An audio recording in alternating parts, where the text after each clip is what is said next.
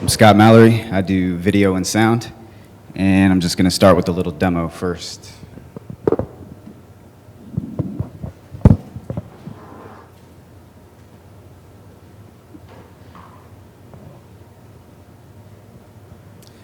So everybody just take about, I don't know, 20 seconds and see if you can figure out what's going on here.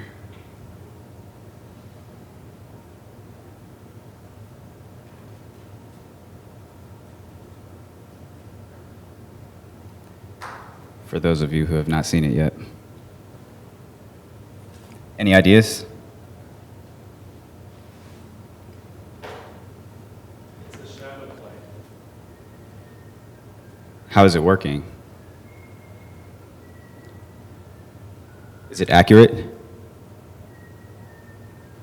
No. Polly, what do you think?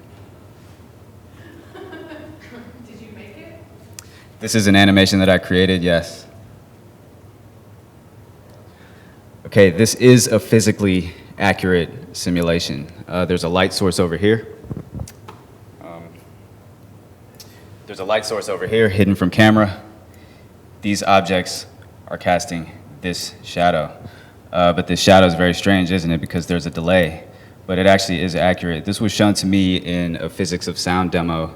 This was used to illustrate how periodic motion works for waves. So if you were to map this on a graph, it would look like this, like a sine wave. But I looked at this and I said, wow, I'm being cave allegoried. I wasn't thinking about sound anymore. I was thinking about the nature of perception. I would never imagine that this physical situation would create this set of shadows. So that made me think a lot more about the nature of perception in general. And that brings me to this slide.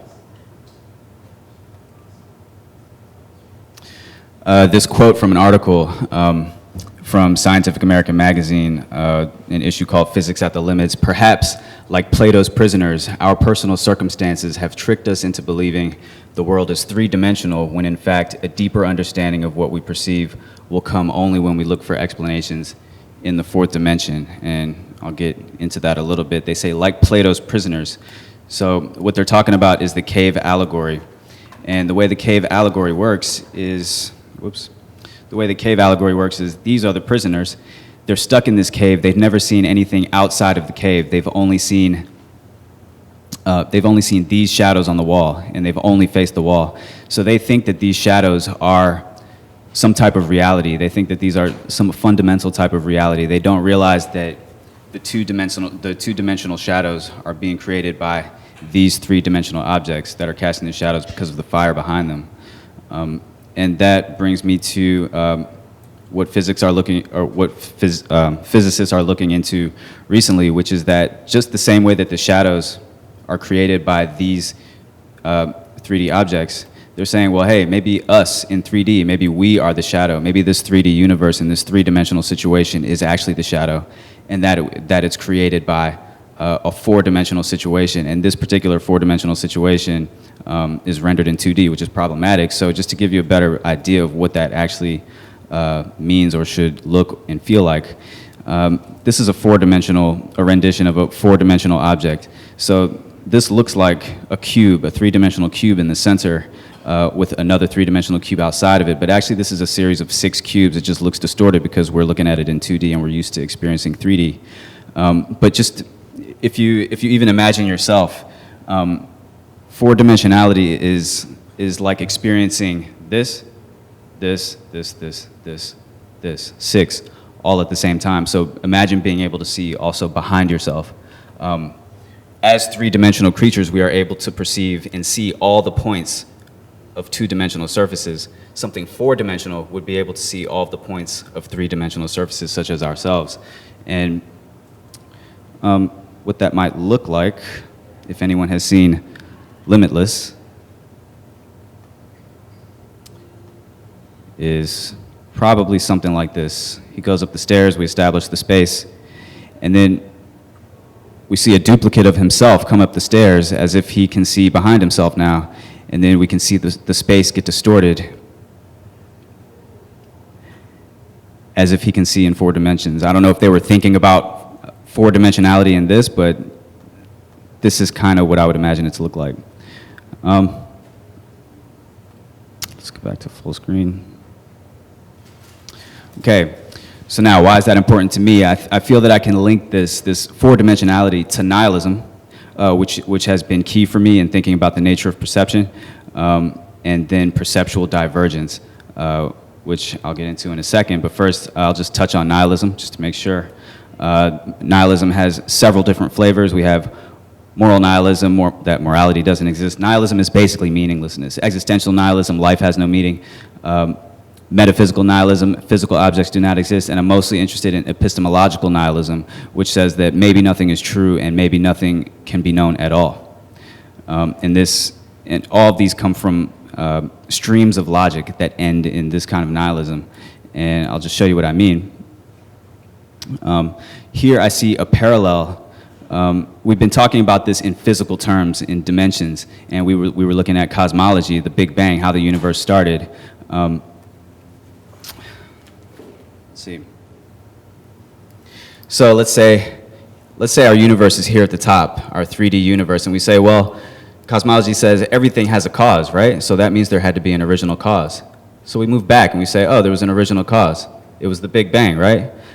But then logic says that, well, if everything has a cause, which was the premise, then the first cause had to have a cause. And we keep going down, and then that cause had to have a cause, that cause had to have a cause, that cause had to have a cause. And we get into this infinite regress, which is basically meaningless.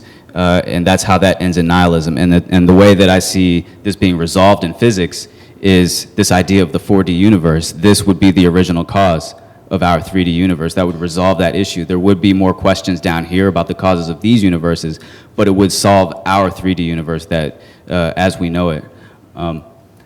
So that's a physical situation, but I'm more interested in perception and perceptual divergence in this way. So if we look at rationalism and reason, which is basically logic, a series of if-thens, if A then B, if B then C, therefore if A then C, and any other kind of syllogism, modus ponens, modus tollens, inverse, converse, all those things, the way that they end in nihilism, for example, here we talked about cosmology, but I'll just give another example of how logic fails. You might look at the design proof for the existence of God, for example. So you say, well, everything is designed, therefore it had to have a designer. So you move down. You say, well, if everything's designed, the designer had to have a designer. So you move down more, and that designer had to have a designer. It ends in nihilism.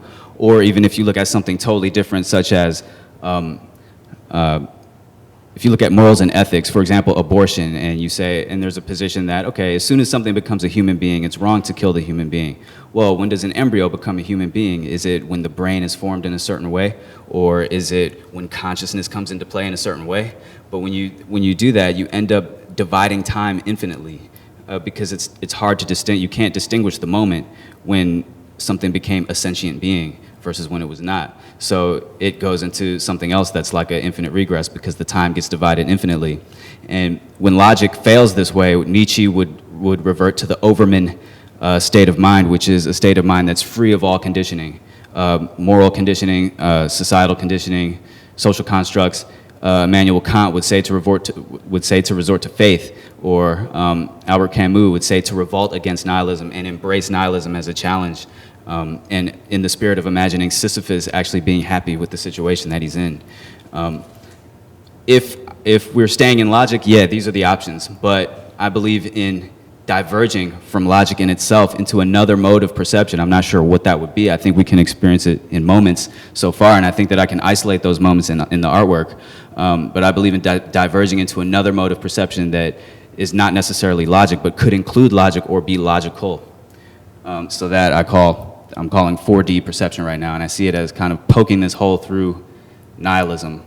And I've used, in my recent work, I've used these physical circumstances as a backdrop and as a parallel to be able to illuminate these.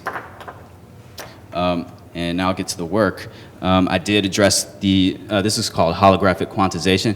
I did address the 4D universe in this work, but also the idea that there could be up to 11 universes before it becomes unstable, and that all of these different universes have a mathematical correspondence, and that there may be some sort of functionality between all the universes, and most importantly, what it is like to perceive this system as a fundamental reality and what that could do for the dimension, to the dimensionality of consciousness if we were to embody that.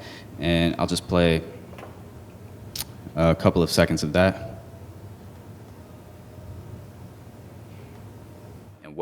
Even though it's possible that not our three-dimensional universe, the response without four-dimensional over his own feet, it doesn't make sense. There are 11 universes on the ground over to his back, that for every action out enough to turn around, that corresponds back on each other the same.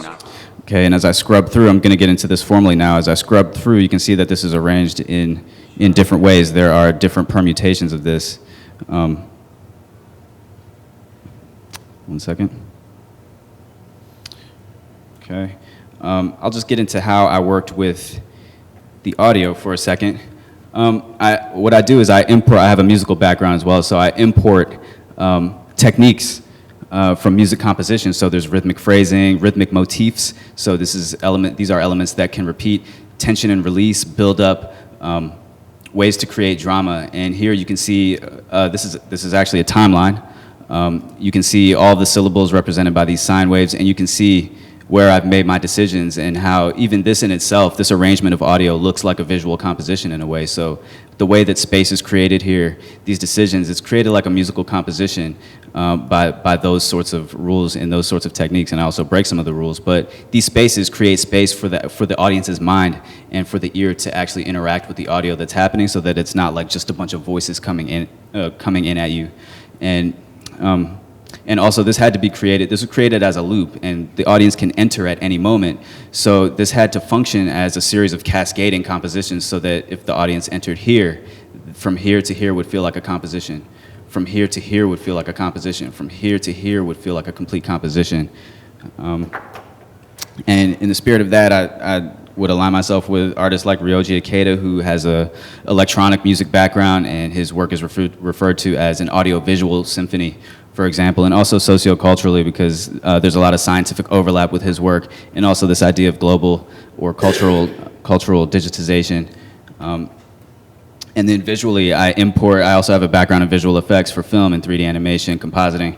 I also import techniques from that. In this case, it's pretty simple compositing, just rotoscoping and making mattes, isolating areas to control different areas and affect them in different ways. This is just a software screen capture. And then I can color correct within those areas, basically manipulating hue, saturation, value, etc. And in this sense, I might align myself with someone like Daniel Askill, who makes really unconventional films. Here you can see a final composite, this guy breaking through the window, or jumping through the window, but it's called We Have Decided Not to Die. He's creating this transcendent experience, the idea that he's doing this but not actually dying.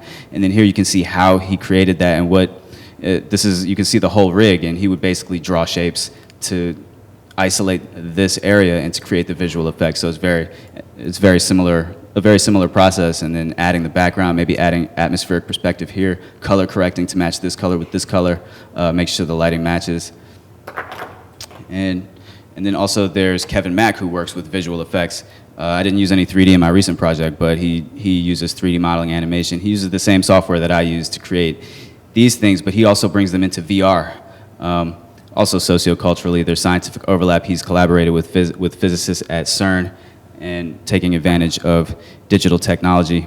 And speaking of VR, that seems like it could be a direction for me. I think I would like to skip over installation and building things with my hands and going out of the way just to try to hide a cord or a projector or something like that. I think that VR is a better option for me, and I think I can explore that this summer. And then I can shape space any way that I want. If you know, in installation we want it to be seamless, we're picky about a cord or a projector. I mean, in that case, I would say, well, I wouldn't like for this room to be a square. If we were to be that picky about it and want it to be that seamless, and I think virtual reality can probably serve the work. I just have to get my hands on it. And that's interesting because as I advance in technology and in methods, what I've also been doing is embracing the challenge of simplifying my work to get down to the core of it. I used to be really heavy-handed, as you can see in this image. I was into these really juicy things like, I'll get there, like Kevin Mack. I was into these really juicy, kind of heavy-handed layering and things like that. And you know, people were saying, okay, pare it down, see if you can get to the essence of this. And then my work started to look more like this. So it's going to be interesting as I advance the tools while still having in mind trying to find the simplest and most elegant solution. And then, I don't know, this is just interesting to me. I look at this work, and then recently my dad sent me this photo from 1994-ish. So I wonder if this means that I'm headed in the right direction, or if I've just been beating my head against the wall and doing exactly the same thing since '94. But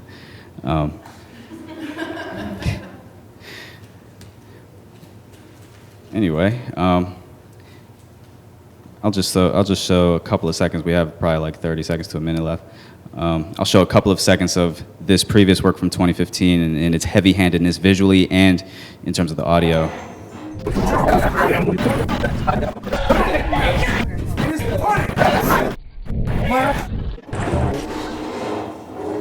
So you can see that is extremely indulgent. And then here, my latest work is super reduced. My latest work in progress, anyway, super reduced.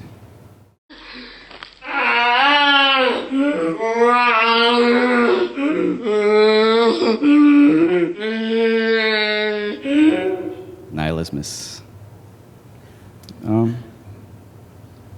Crazy questions? Oh, you need the mic. Thanks, Scott. That was great. In the beginning, you talk about infinite regress, and that makes me think about Zeno's paradox. Are you familiar with Zeno's paradox? Zeno's?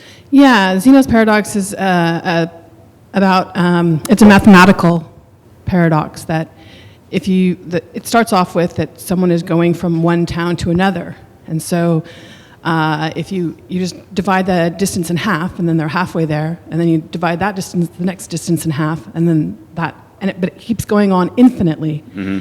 And yet we know that you actually do arrive at the next town. So it seems to me that infinite regress is really just a problem of the models not being, that they're just models. It's a failure of the models.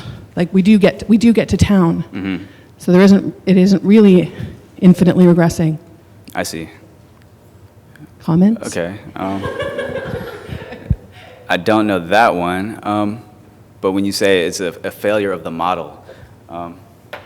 Yeah, it's a mathematical model that you're cutting it in half over and over and over again, and it goes on forever, but you do get to the next town. I'll tell you how I identify with that. So I showed you that cube. I showed you that hypercube I showed you the hypercube to demonstrate the idea of 4D. I think this is slightly adjacent to what you're talking about, but I think we're limited by our dimensionality in a way, or as you say, the models, or the way that the models exist dimensionally. So this is actually that hypercube that I showed you earlier, and it's rotating, but and this is actually 6 cubes. If you follow this, sorry. If you look at this corner, this corner, this corner, this corner, this corner, this corner, that creates an actual cube. But because of the way that we see in 2D, it appears to be being distorted. And if you look at this cube up here, even that cube will look like it's behaving even differently from this one. So I think, I don't know, that's how I connect to what you're saying about it just being a problem of the models, but that things actually do work. And that reminds me that also the physicists are also saying that, well, maybe the barriers between these dimensions are a little blurrier than we think. Maybe it's not so rigid. Maybe there is a way to kind of slip in between, and maybe distortion might happen like that, or problems with the models, like you're saying. But that's my reaction. Okay, so my question is, I'm trying to phrase it correctly in the way that is informed by the rest of your practice, but so what do you think that you gain by poking a hole in nihilism to get to 4D perception, other than an imperceptible aesthetic experience? Are you trying to get to that, or what are you trying to get at? I'm not necessarily even trying to get to an aesthetic experience. I mean, this is before I started making art seriously, I mean, I was taking a bunch of philosophy classes and stuff like that just to try to figure stuff out, and the process was fascinating to me. I mean, I ended up learning that what you learn in philosophy classes is just all the stuff that everybody doesn't know. You learn the history of everything that everybody doesn't know, but so logic couldn't do it, and I found myself going through these mental processes, and then as an impulse, they would come out in artistic processes, or what you would call artistic processes. So the motivation is not an aesthetic result, even though aesthetic results are cool. But no, I'm interested in the fundamental nature of reality. And even if that's unattainable, I'm not saying that I can solve the secrets of the universe or something like that, but I can probe around those areas. And that process of probing and the things that you experience in that probing, I think are fascinating, and even imagining these multiple dimensions and stuff like that. But if you're making artworks, then you're making aesthetic experiences, aren't you? I mean, that's like the thing. It's almost, there's like this gap between, there's something interesting about the failure for you to really investigate that space, because you're still just making a projected image that is so much, like there's so many dimensions that are not included in that. Yeah, the thing about these, I think that, okay, so when you go through these experiences in your mind, the mind is very fleeting. Like if you try to imagine, everybody try to imagine a square right now, a red square. It's there, but it's kind of not. It's there for a second. When you start to focus on it, it starts to disappear, right? So if I create these things in video, I can sustain those things that I can't sustain in the mind by itself. I think the digitization helps to be able to sustain those things and to isolate and extend those portals. Right now I see them as portals or entry points, and they might only exist for a few moments. They can exist longer in video and sound than they can in my actual mind. But I like to be able to isolate those moments. So like even when I'm not making art and I'm experiencing it by myself, I experience it and I say, wow, that was strange or interesting, and I try to remember what happened, and then I have to wait for the cycle for that state of mind to come back. It's only there for a couple seconds, and I have to be paying attention and say, oh, it's back. What's happening in this state of mind? This makes me think of an example that this is not an art reference, this is a martial arts reference. I think Bruce Lee said, if you're watching a football game, you can focus on one player, or you can watch a football game and watch all of the players at the same time. That's a different state of mind. Something else is happening. There's some kind of a separation or a distance happening. And I'm interested in that shift. I'm interested in what's going on in between, and I'm interested in that secondary kind of mode of perception. I think that what's happening there is that divergence that I'm looking for, but that's a fleeting moment. When you're watching a football game and that happens, it happens for that long. But if I create something like this, I can extend that. I can have 11 different things happening at different times and play with the space of visually and with the sound. Yeah. Okay.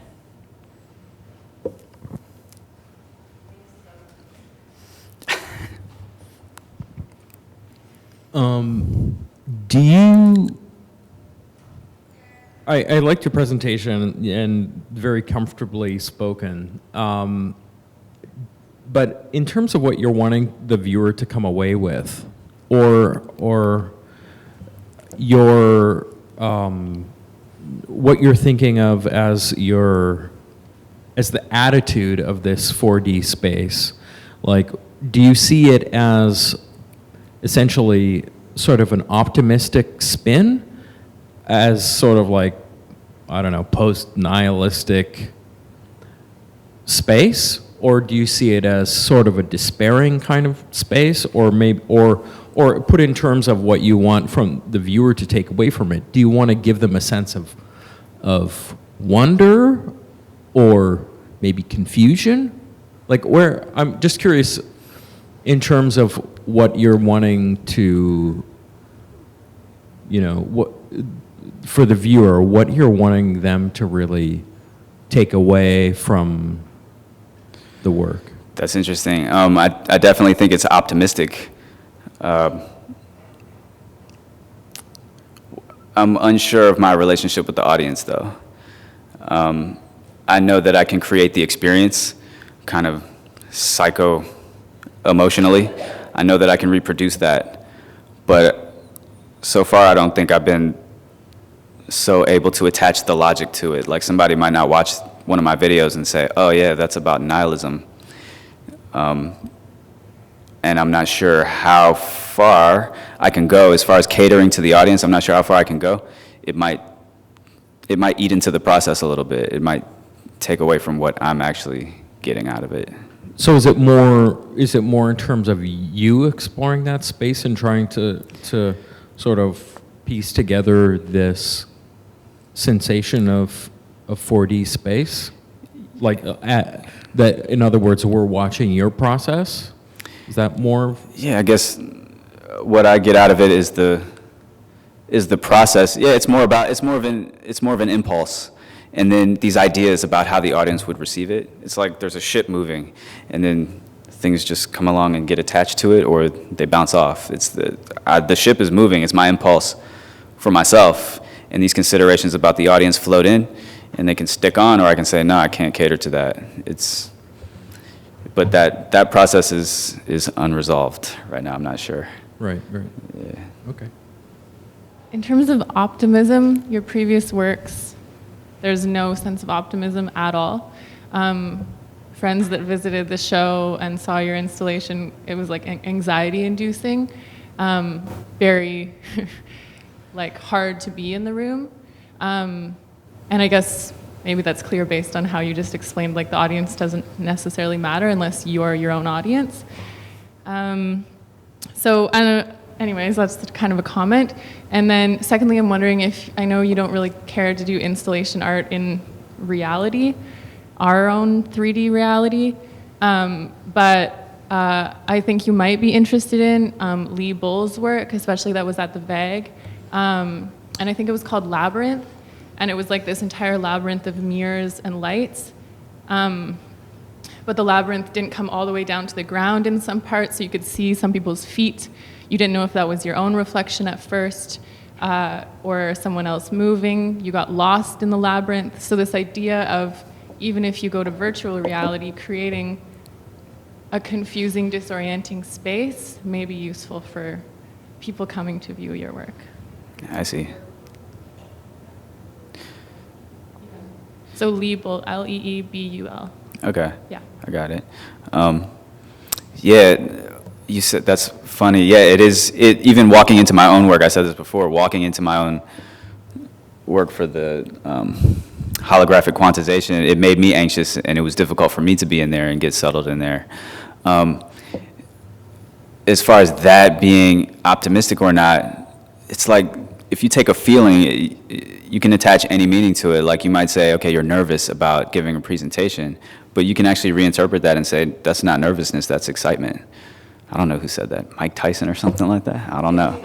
But so it depends. You can. I'm interested in that core and not necessarily attaching too many connotations to the actual feeling. Instead of looking at the feeling as an emotion, if you look at it as a raw feeling, it can be something else. Emotion has a lot more connotations than feelings. Yeah, thank you for the presentation. Very provocative, and for a little while there, I was worried that you would take us to the 9th dimension, and I'd get really, really confused. String theory stuff. I'm curious about a couple of examples that you gave us that you find really interesting. You're in conversation with, and it's specifically Ryoji Ikeda on one hand, and then that affects Hollywood guy on the other. I can't remember his name. Kevin Mack, yeah. Yeah, so they seem to represent two extremes for ways to represent different states of reality. One is purely abstract. It's pure light, pure line, pure Arabic numerals, you know, with because it's about information and it's about data and it's about representing signals, whether it's, you know, like distortion or tone or rhythm or whatever. And on the other hand, you have this fetishization and saturation of the visual world that we have access to visually and orally. So it's what we have currently access to and then amped up. Both are amped up, but in extreme opposite ways. One is the visuality and auditory kind of sensations that we're familiar with, but taken to an extreme. The other one is really abstracted forms of representation. And so I'm curious how you feel about the possible directions you might take your work in. You have shown combinations of that in your examples, and so just wondering how you're thinking about negotiating that. Abstraction versus things that are more familiar. Like where I might fall in there, or abstraction versus representation, or the objectified world.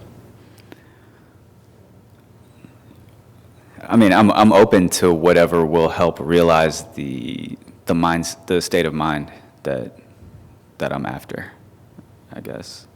I don't know where I would fall. It could be different for every project. I could go months without doing anything in 3D and be strictly in compositing. I could do something that's very heavy with sound and have very minimal video. It could be, there's a whole spectrum that I'm open to. I guess it depends on the project as to like where I would fall with it.